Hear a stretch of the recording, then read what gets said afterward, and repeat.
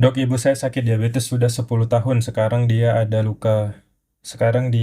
luka besar di kakinya dan infeksi. Sudah 4 bulan tapi belum sembuh-sembuh. Sekarang dirawat di klinik perawatan luka diabetes. Jarinya ada yang menghitam dan katanya harus diamputasi. Selama dirawat di klinik, gula darah ibu saya selalu dalam batas normal. Kenapa begini? Gula darahnya normal tapi mengapa lukanya sulit sembuh? Perlu diketahui bahwa luka pada kaki akibat diabetes atau yang disebut diabetic foot ulcer ini cukup umum terjadi ya. Prevalensinya itu sekitar 15-25%. Dari seluruh penderita diabetes di seluruh dunia akan mengalami diabetic foot ulcer. Ya, jadi diabetic foot ulcer itu adalah salah satu komplikasi dari diabetes. Bukan seperti yang dikenal di masyarakat, ini diabetes kering, ini diabetes basah. Kalau diabetes basah itu lukanya sulit sembuh. Kalau diabetes kering tidak, bukan seperti itu. Tidak semua pasien diabetes akan mengalami diabetic foot ulcer, ya. Prevalensinya hanya 15-25%. Nah, dari jumlah tersebut, 20%-nya memerlukan amputasi jika luka tidak membaik atau infeksinya semakin parah. Meskipun gula darah ibu Anda sekarang sudah dalam batas normal, ada beberapa faktor yang membuat luka tetap sulit sembuh. Yang pertama adalah kerusakan pada pembuluh darah atau yang disebut angiopati. Diabetes jangka panjang akan menyebabkan pembuluh darah dan pembuluh darah kecil itu menyempit sampai tersumbat ya. Karena ada penumpukan plak di lumen pembuluh darah itu, baik pembuluh darah kecil maupun pembuluh darah besar. Kalau pada pembuluh darah kecil disebutnya angiopati, mikroangiopati. Misalnya pembuluh darah yang ada di mata, pembuluh darah yang ada di ginjal. Sedangkan makroangiopati atau pembuluh darah besar itu pembuluh darah yang ke kaki. Contohnya, pembuluh darah yang memperdarahi kaki ya, ekstremitas bawah. Nah, akibatnya suplai darah ke jaringan berkurang sehingga oksigen dan nutrisi yang dibutuhkan untuk penyembuhan luka tidak bisa sampai dengan baik, tidak bisa terdistribusikan dengan baik. Itu faktor yang pertama. Faktor yang kedua adalah neuropati diabetik. Neuropati itu artinya gangguan saraf. Ini maksudnya neuropati perifer ya, gangguan saraf tepi, saraf sensorik, ada juga saraf motorik, bisa kena juga. Saraf motorik itu kalau terkena neuropati, saraf motorik yang di kaki menyebabkan deformitas kakinya itu jadi bentuknya itu jadi berubah. Ada yang jadi jarinya melengkung begini, ada yang apa?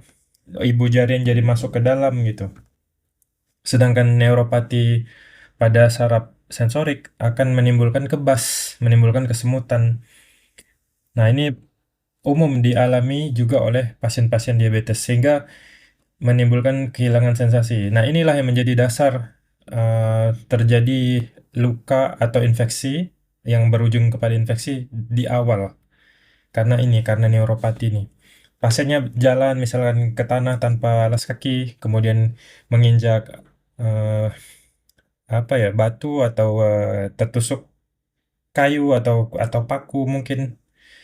Tapi karena kakinya itu kebas, jadi tidak terasa sehingga ketika mulai terjadi infeksi itu dia tidak sadari. Setelah beberapa waktu baru eh, baru diketahui. Misalnya setelah terjadi demam, ternyata ada luka di kakinya. Itu mungkin sudah 3 atau 5 hari lukanya itu, ya infeksi di kakinya itu.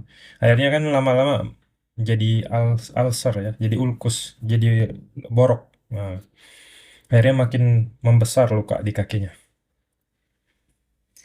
Sehingga luka sudah parah baru disadari ya. Jadi tidak tidak disadari sejak awal terjadi kerusakan di kakinya.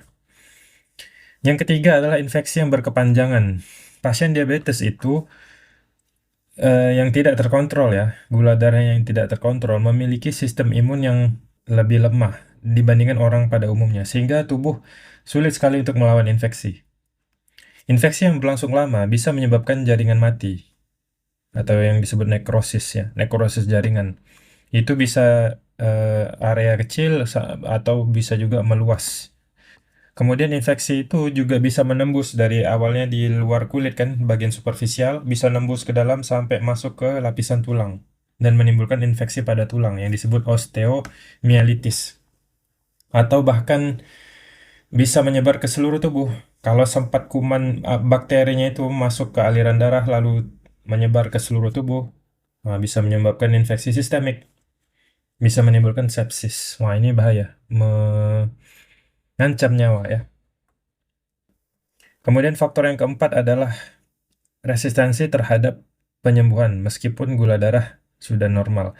Meskipun sekarang gula darah ibu Anda sudah terkontrol, tapi kerusakan jaringan dan pembuluh darah akibat diabetes selama bertahun-tahun ini itu tidak serta-merta membaik begitu saja. Ketika gula darahnya normal langsung ikut normal juga ini. Tidak seperti itu. Perbaikan metabolisme butuh waktu. Dan jaringan yang sudah mengalami nekrosis atau infeksi berat mungkin sudah tidak bisa diselamatkan.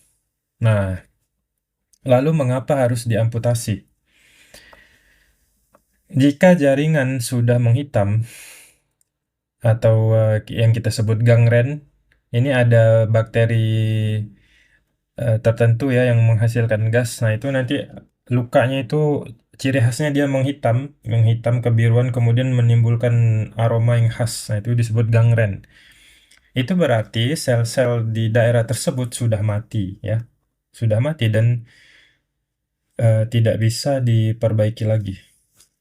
Jika tidak diamputasi, maka gangren ini bisa menyebar dan menyebabkan infeksi yang lebih luas, yang bisa membahayakan nyawa.